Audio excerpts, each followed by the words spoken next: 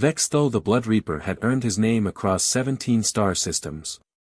Standing 9 feet tall with razor-sharp claws and hide that could deflect plasma bolts, he was the apex predator that other apex predators hired when they needed something killed quietly. His trophy wall displayed the skulls of creatures from worlds whose names were whispered in fear across the galaxy. The human settlement on Kepler 442b was supposed to be easy prey. Primitive mammals barely out of their Stone Age, according to the Galactic Survey. No advanced weapons, no psychic abilities, no natural armor. Just soft pink flesh and crude metal tools. Vexthul materialized from his cloaking field at the edge of the colony, twin plasma cannons humming to life on his shoulders. The contract was simple: eliminate the human infestation, leave no survivors. The Zolari Consortium wanted this planet for mining, and humans were just an inconvenient obstacle. He began his hunt at the settlement's edge, moving through the agricultural domes with practiced silence. 3 kills. 5. 10.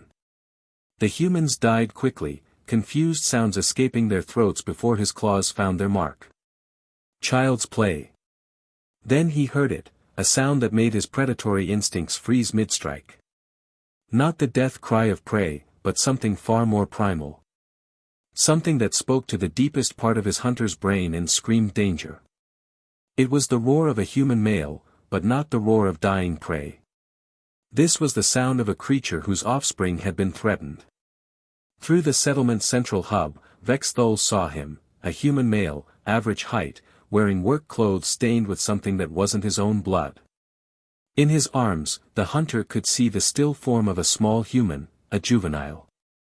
The male's face had transformed into something that made Vexthul's combat computer struggle to classify the threat level. Vexthul raised his plasma cannons, but something made him hesitate. In 3 centuries of hunting, he'd faced berserkers, warrior priests, and creatures born from nightmare dimensions. But he'd never encountered anything like the cold, calculating fury radiating from this small, fragile human. The man set his child's body down gently, then began walking toward Vexthul. No weapons. No armor. Just a human father who had lost everything and now had nothing left to lose. I want you to know something, the human continued, still walking forward as plasma bolts screamed over his head, Vexthul's aim somehow unsteady for the first time in memory. I'm not going to just kill you. I'm going to make sure nothing like you ever threatens another child again. That's when Vexthul realized his fundamental error. He'd been hired to hunt humans, but he'd never been told what humans became when their young were threatened. He'd studied their biology, their technology, their sociology. But no one had warned him about human parental instinct.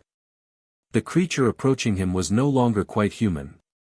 Evolution had spent millions of years perfecting this moment, transforming ordinary mammals into something that could face impossible odds and win through sheer, unbending will. Vexthul tried to retreat, but found his legs wouldn't obey.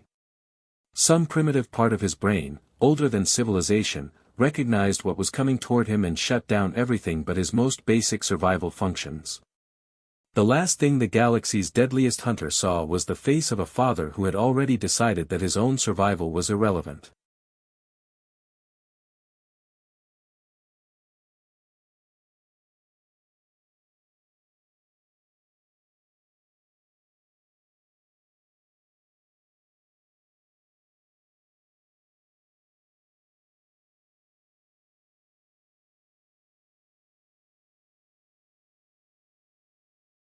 Compared to ensuring this would never happen again.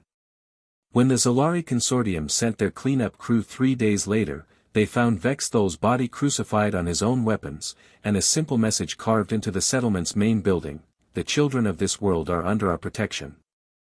Choose your next move very carefully. The mining operation was permanently cancelled.